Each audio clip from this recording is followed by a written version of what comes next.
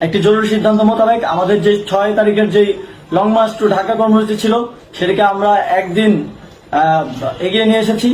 অর্থাৎ আগামীকাল 5ই অগস্ট সারা দেশের মুক্তিকামী জনতাকে ঢাকার উদ্দেশ্যে রওনা হওয়ার জন্য আমরা আহ্বান জানাচ্ছি। যারা পারবেন, যাদের পক্ষে সম্ভব হবে, আজ রাতেই আপনারা ঢাকার উদ্দেশ্যে রওনা হয়ে যান।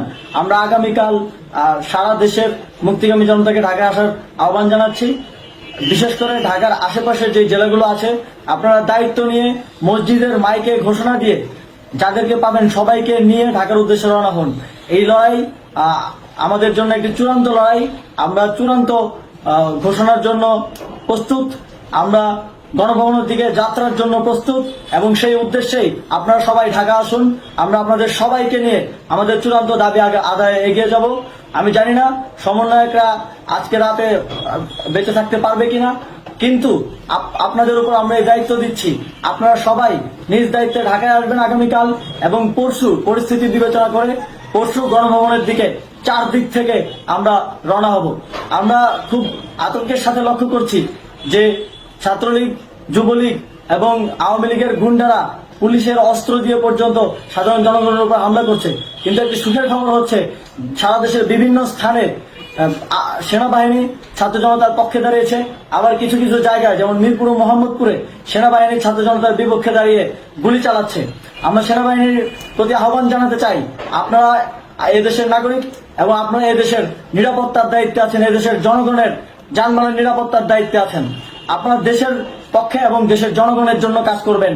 কোনো খুনি সরকারের জন্য, কোনো খুনি রাজনৈতিক দলের জন্য কাজ করবেন না। এটি এদেশের জনগণ আপনাদের থেকে প্রত্যাশা করে।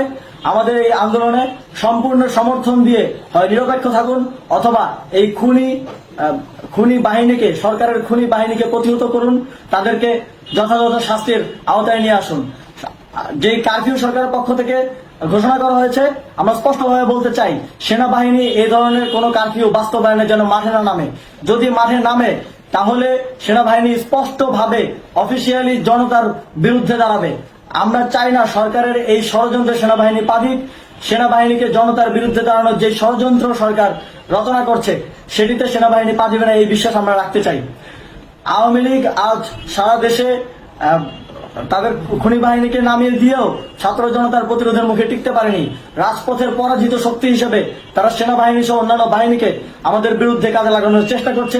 এই চেষ্টাকে, এই ষড়যন্ত্রকে ব্যর্থ করতে হবে এবং আগামীকাল সারা দেশে মসজিদে মসজিদে ঘোষণা দিয়ে ঢাকার উদ্দেশ্যে আপনারা রওনা হন। প্রত্যেকটি পরিবার থেকে অন্ততপক্ষে একজনকে ঢাকার উদ্দেশ্যে রওনা করে দিন, এই ইতিহাসের সাক্ষী হতে, একটি নতুন বাংলাদেশের অভ্যুদয় ঘটানোর একজন কর্মী হতে।